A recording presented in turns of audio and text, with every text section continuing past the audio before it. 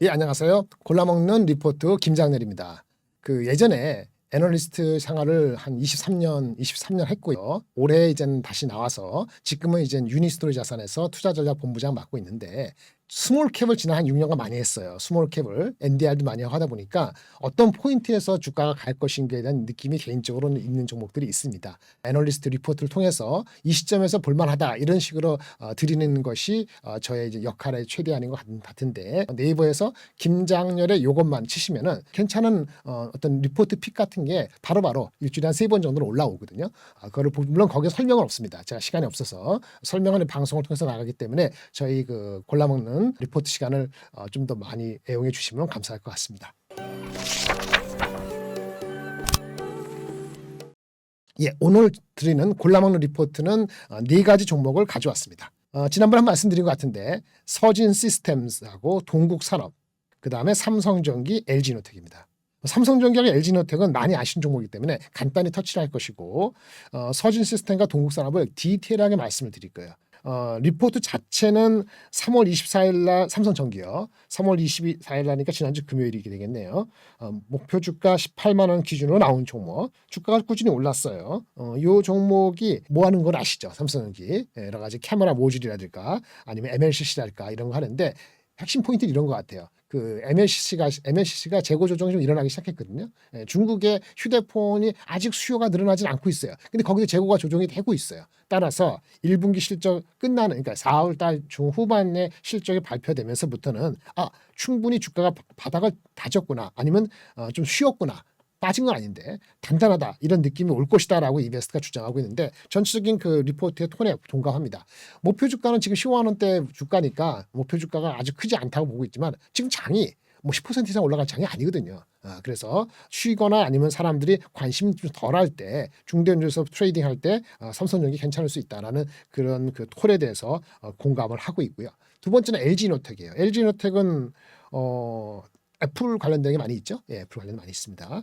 카메라 모듈이고 그래서 교체 수요 확대로 나쁜 것은 워낙 작년 실적이 좋았기 때문에 4분기는 안 좋았습니다만 올해가 작년 전체적으로 이익이 올해 YOY로 성장은 제한적이거나 못할 수도 있다 이렇게 보고 있는데 그러다 보니까 상반기 실적은 쏘쏘 안 좋을 수 있거든요. 성장을 못하니까. 근데 하반기 실적이 최대라는 관점으로 전환이 아마 5월달 정도는 일어날 것 같고 주가는 최근에 빠졌단 말씀입니다. 그래서 4월달부터는 관심을 가질만하다라고 생각이 들죠. 단 목표 주가가 애널리스트들이 엄청나게 높인 이 개떡 같은 애널리스트 몇 명 있거든요. 이 친구들이 얘기하는 게 아니고 그러다 보니까 목표 주가가 내려오는데 시간이 걸려요. 목표 주가가 충분히 내려와야 되는데 과거 50만 원대 있다가 최근에 40만 원대, 30만 원 초반까지 내려와서 지금 25만 원인가? 예, 이 정도면 이제 가까이 온 거예요. 제가 마지막 애널리스트 리포트 쓸 때 목표 주가를 제가 30만 원 정도 했던 것 같아요. 그게 작년 11월인가 그런데 지금 25만 원이면은 이런 관점에서 접근할 수 있다. 애플도 못 파는 휴대폰 시장의 지속적인 악화 이러면 대책 없어요. 근데 그럴 가능성은 단기적으로는 없어요. 그래서 애플은 어느 정도 유지가 되고 물론 애플에 뭐 AR, VR 이런 새로운 제품이 나온다. 근데 나와봤자 얼마 파느냐 비싸다 이런 악유가 있다가 좀 시끄러들었단 말이에요. 기운이. 근데 6월달 앞두고 나면은 한 5월달 정도 다시 그런 기대치가 나타날 수 있기 때문에 그런 해지성으로도 LG노텍을 잡을 만하다. 이런 패턴에 대한 겁니다. 목표 주가는 45만 원 꿈깨라 하고 30만 원 바라보는 정도 30만 원 이렇게 바라보시는 게 맞을 것 같습니다. 두 가지는 그렇게 커트하고 서진 시스템입니다. 서진 시스템은 사실은 리포트가 최근에 나온 거 아니에요. 그러니까 제가 딴 데서 많이 말씀드렸는데 3월 달에 들어와서 나오는 게 있는데 유진투자증권 리포트를 중심으로 제가 말씀을 드릴 거예요. 실적이 올해 꾸준히 좋아집니다. 4분기 작년 4분기부터 이미 이익에 대한 회복성이 확인이 됐어요. 근데 이 회사에 대한 퍼셉션이 나쁜 게 있거든요. 그것 때문에 주가가 못 간 게 있는데 한마디로 단순한 통신 어떤 장비에 무슨 캐비넷 같은 알루미늄 이거 가공해서 하는 건데 그게 아니고 ESS나 전기차까지도 확대된다는 이 트렌드가 맞을 것 같아요. 목표 주가 컨센서스 이루어져서 25,000원대인데 단점도 있습니다. 그 단점도 말씀을 드릴게요. 실제 하는 건 뭐냐? 메탈을 가공하는 거예요. 메탈을 가공. 여기서 저는 알루미늄 메탈이에요. 알루미늄인데 알루미늄 가공해서 여러 군데 파는데 통신 장비에 파는 게 핵심이었어요. 제가 옛날에 5년 전에 커버했을 때도 이게 거의 70% 정도였고 통신 장비 뭐냐? 삼성전자가 전부였어요. 삼성전자 통신 장비에 들어가는 알루미늄 케이스. 소소하겠죠. 그런데 최근에 많이 ESS, 생활가전, 반도체 장비 자회사 엄청나게 많이 확장을 했는데 주가는 안 받고 있죠. 시가총액은 1조입니다. 적지 않습니다. 낮지 않아요. 1조. 그럼 그만한 가치가 있는지 한번 볼까요? 이 회사는 사실은 아까 그 삼성전자의 통신 장비용의 케이스라 했잖아요. 그걸 하면 어디 가게 돼요? 삼성전자 통신 장비? 예, 베트남 진출했어요. 베트남에 진출해가지고 벌써 20 몇 년 된 회사인데 네트워크 삼성전자 네트워크사하고 같이 갔다. 무선 사업, 장비 사업 이렇게 보시면 돼요. 중간에 한 7, 8년 전에 반도체 장비 관련 회사를 하나 인수했고요. 최근에는 전 부문 본격 성장했다. 이게 이제 2, 3천억 하던 회사가 작년에 8천억 가까이 매출이 되고 올해 1조 2천억 된다는 거예요. 근데 이것이 과거에 있던 통신 장비가 아니라는 거예요. 예, 그게 중요한 거죠. 한번 볼까요? 일단 매출 실적은요. 보십시오. 작년에 한 8천억 좀 안 됐는데 올해 1조 2천억 된다 말씀드렸는데 유진투자증권 기준으로 맨 밑에 파란 거 진한 파란 것이 통신 장비 부품, 네, 케이스, 캐비넷. 근데 여기 그 하늘색 있잖아요. 반도체 장비 부품도 들어가고요. 더 중요한 거는 ESS죠. ESS가 엄청난 성장을 가져오고 또 기타 생활가전에 들어가서 전체적으로 매출 성장률은 두 군데 유진투자하고 다른 애널리스트 한 것도 비슷합니다. 매출은 한 50% 60% 성장한다고. 근데 이 통신 장비보다는 ESS나 이런 쪽이 마진이 좋아요.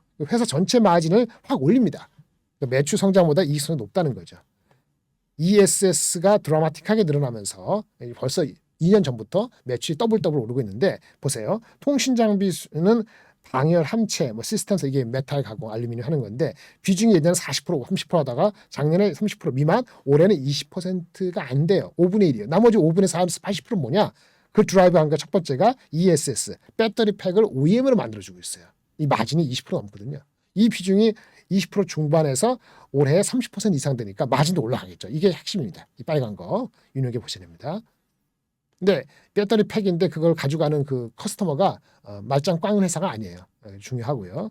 그다음에 뭐 반도체 장비, 웨이퍼 이송 장비 이런 것도 있는데 이것도 뭐 꾸준히 차지하고 있고 중요한 건 기타 제품도 많이 있대요. 자동차 부품은 들어가지만 전기차 배터리 아까 ESS 말고 2차 전지 전기차 배터리 케이스 만드는 것도 있고 또 하나 생활 과전 그릴이라고 있어요. 우리 그 야외에서 바베큐하고 하거나 아니면 이렇게 구워 먹을 때 그릴이 필요하잖아요. 그릴 할 때도 메탈을 알루미늄 만든단 말이에요. 근데 그거 만드는 회사들이 미국에 많은데 야외 활동 많이 하니까 그 미국의 월마트에 그릴을 판매하는 넘버 1, 2, 3가 전부 다 우리 회사하고 이미 관련이 있거나 컨택을 하고 있어요. 이 비즈니스가 상당히 업사이드가 있다 이거죠.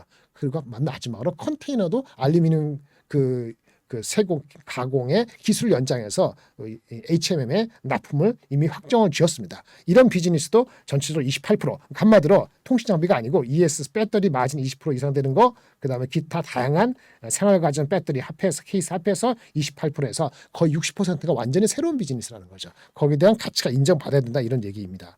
그래서 이런 게 인정받으면 말이죠. 이 주식은 제가 봤을 때는 그 단점이 있긴 있어요. 리포트 한번 보시면 되는데 단점은 CB가 좀 있습니다. CB가 있어서 그게 있는데 CB가 나올 거는 대충 나올 수 있는 건데 14,000원대가 있고 23,000원대가 있어요. 따라서 현재는 CB가 나온다 해도 성장성이 있기 때문에 실적이 일부분 좋아지기 때문에 아마도 첫 번째 CB는 극복할 것 같고요. 두 번째 CB가 목표 주가하고의 괴리인데 두 번째 CB가 22,000~23,000원인데 목표 주가 26,000원이잖아요. 현재 이제 17,000원 뭐 이 정도니까 18,000원 정도니까 업사이드는 아직은 충분히 남아 있다고 보고 성장성에 대한 투자가들의 리포트라든지 관심을 가져지면은 아마 두 번째 CB 가격인 2만 초중반 정도까지는 바라볼 수 있는 그 주가이다라는 애널리스트의 포캐스트를 저는 동감합니다. 항상 말씀드리는데 변동성 있는 장사이기 때문에 살 때 한꺼번에 사지 마시고 한 3번에서 10번까지 나눠서 하신다는 생각을 하시고요. 장은 상중 하중이기 때문에 중간에 내려갈 수도 있고 그래서 2차 전지 익스포저가 변동이 심할 때는 동국산업은 분명히 나눠서 하셔야 되고 서진은 좀 더 지속적으로 사대 CB 물량이 나올 수 있는 가능성 때문에 2만 원을 훨씬 넘을 때는 약간 조심하시고 업데이트를 제가 해드려갖고 만약 변동이 생기면은 다음 시간이나 김장렬 요것만 제 채널에서 빨리 말씀을 드리도록 하겠습니다. 이번 주도 검토하시기 바라겠습니다. 이상입니다. 감사합니다.